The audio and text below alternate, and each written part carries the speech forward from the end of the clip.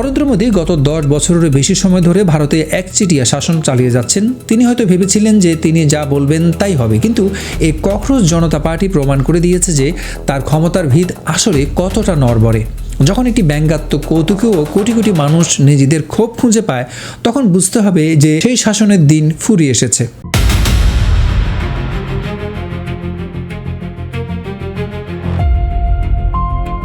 15 মে 2026 ভারতের সুপ্রিম কোর্টের প্রধান বিচারপতি সূর্যকান্তের নেতৃত্বে একটি শুনানি চলছিল। ঠিক তখনই তিনি এমন কিছু বললেন যা কেউ কল্পনাও করেনি। প্রধান বিচারপতি ভারতের বেকার যুবকদের ককরোচ বা তেলাপোকা বলে ডাকলেন। তার ভাষায়, তারা তেলাপোকার মতো তরুণ, তাদের কোনো কর্মসংস্থান নেই, পেশায় কোনো জায়গা নেই। তাদের কেউ মিডিয়া হয়, কেউ আবার সোশ্যাল মিডিয়া হয়, কেউ আরটিআই অ্যাক্টিভিস্ট বা অন্য কোনো অ্যাক্টিভিস্ট হয়, আর তারা ভারতের উপর আক্রমণ শুরু করে। কল্পনা করুন, এমন একটি দেশ যেখানে কদিন আগেই নিটের প্রশ্নপত্র ফাঁস হয়েছে, যেখানে কোটি কোটি যুবক বেকার, কাজ নেই, সঠিক বেতন নেই, দ্রব্যমূল্য বাড়ছে, আর সুপ্রিম কোর্ট এমন মন্তব্য করছে। যদিও পরের দিন প্রধান বিচারপতি ব্যাখ্যা দেন যে তার বক্তব্য ভুলভাবে প্রচার করা হয়েছে। তিনি যুবকদের উন্নত ভারতের স্তম্ভ বলেছেন, কিন্তু ততক্ষণ যা হওয়ার হয়ে গেছে। 16 মে বোস্টন ইউনিভার্সিটির 30 বছর বয়সী ভারতীয় ছাত্র অভিজিৎ দীপকে সোশ্যাল মিডিয়ায় একটি পোস্ট দেন, সব তেলাপোকা যদি একসাথে আসে তাহলে কি হবে। আর ঠিক সেই দিনই মজার ছলে তিনি সোশ্যাল মিডিয়ায় একটি দল তৈরি করেন, ককরোচ জনতা পার্টি বা সিজিপি। এটা ছিল বিজেপির উপর সরাসরি আক্রমণ। মজার বিষয় হলো, মাত্র 2 দিনের মধ্যে টুইটারে তাদের ফলোয়ার 40,000 ছাড়িয়ে যায়। 4 দিনের মধ্যে ইনস্টাগ্রামে ফলোয়ার হয় 80 লাখেরও বেশি। তারা বিশ্বের বৃহত্তম দল বিজেপিকেও পেছনে ফেলে দেয়। আজ ইনস্টাগ্রামে তাদের ফলোয়ার 22 মিলিয়নেরও বেশি। কিন্তু প্রশ্ন হলো, যদি এটা শুধু একটা কৌতুক হয়, তাহলে লোকে কেন এত সিরিয়াসলি ফলো করছে? আর তার চেয়েও বড় কথা হলো, সরকার এত হইচই শুরু করলো কেন? কারণ ককরোচ জনতা পার্টি যুবকদের ক্ষোভ ও হতাশাকে ধারণ করেছে। যে যুবকরা প্রশ্নপত্র ফাঁস, বেকারত্ব, মূল্যস্ফীতি নিয়ে বিরক্ত, যাদের জীবন তেলাপোকার মতো হয়ে গেছে, তারা এই কৌতুকে নিজেদের খুঁজে পেয়েছে।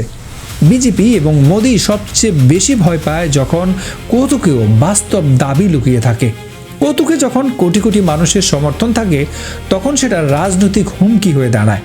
সিজিপি যখন নিট প্রশ্ন ফাঁসের ঘটনায় শিক্ষামন্ত্রী ধর্মেন্দ্র প্রধানের পদত্যাগ দাবি করে পিটিশন চালু করলো, সেই ভিডিও 1 ঘন্টায় 10 মিলিয়নের বেশি ভিউ পেল। শক্তিশালী লোকেরা সবচেয়ে বেশি ভয় পায় যখন কেউ সত্য বলে। নরেন্দ্র মোদীরও ঠিক তাই হয়েছে। তিনি এখন জেনজিকেও ভয় পাচ্ছেন। তাই 21 মে মাত্র 5 দিন পরেই সিজিপির টুইটার অ্যাকাউন্ট ভারতে ব্লক করে দেওয়া হলো।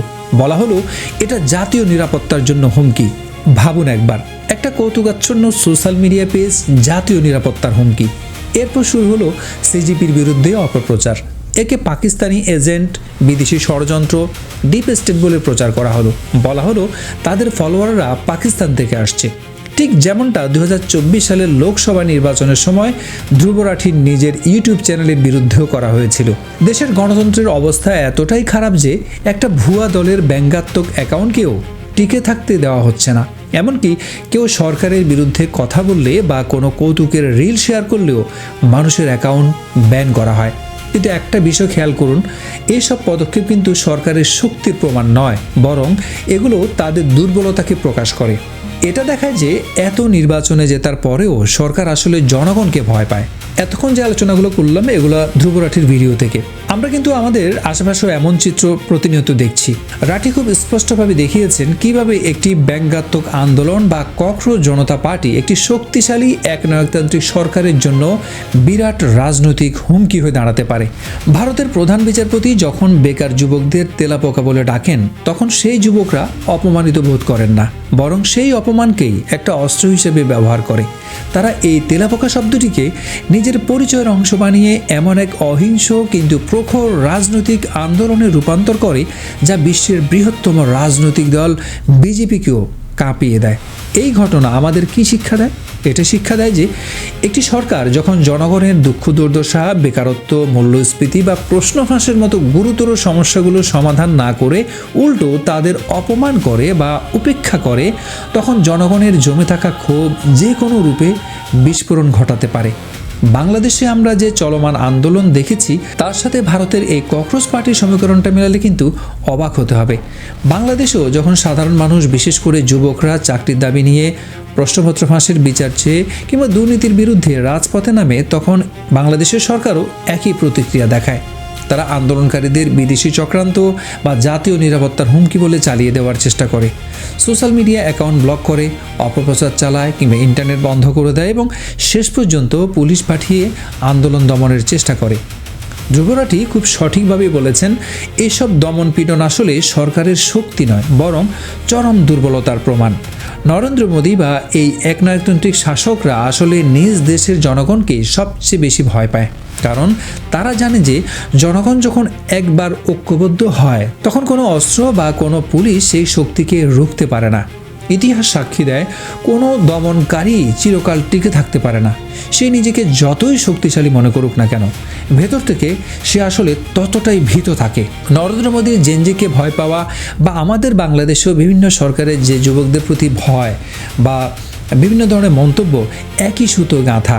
তারা ভয় পায় যে এই তরুণরা একবার জেগে উঠলে তাদের ক্ষমতার মসনদ তাসের ঘরের মতো ভেঙে পড়বে। নরেন্দ্র মোদী গত 10 বছরের বেশি সময় ধরে ভারতে একচেটিয়া শাসন চালিয়ে যাচ্ছেন। তিনি হয়তো ভেবেছিলেন যে তিনি যা বলবেন তাই হবে, কিন্তু এই ককরোচ জনতা পার্টি প্রমাণ করে দিয়েছে যে তার ক্ষমতার ভিত আসলে কতটা নড়বড়ে। যখন একটি ব্যঙ্গাত্মক কৌতুকেও কোটি কোটি মানুষ নিজেদের ক্ষোভ খুঁজে পায়, তখন বুঝতে হবে যে সেই শাসনের দিন ফুরিয়ে এসেছে। মোদির এই বাড়াবাড়ন্ত দমন পীড়ন নীতি আসলে তার শেষ পরিণতির ইঙ্গিত দিচ্ছে। তিনি নিজ দেশের জনগণ থেকে এতটাই বিচ্ছিন্ন হয়ে পড়েছেন যে একটি সাধারণ কৌতুক পেজকেও তাকে জাতীয় নিরাপত্তার হুমকি বলতে হচ্ছে। ইতিহাস আমাদের শেখায়, যখন কোনো শাসক নিজ দেশের জনগণকে সবচেয়ে বেশি ভয় পেতে শুরু করে তখন তার পতন অত্যাসন্ন।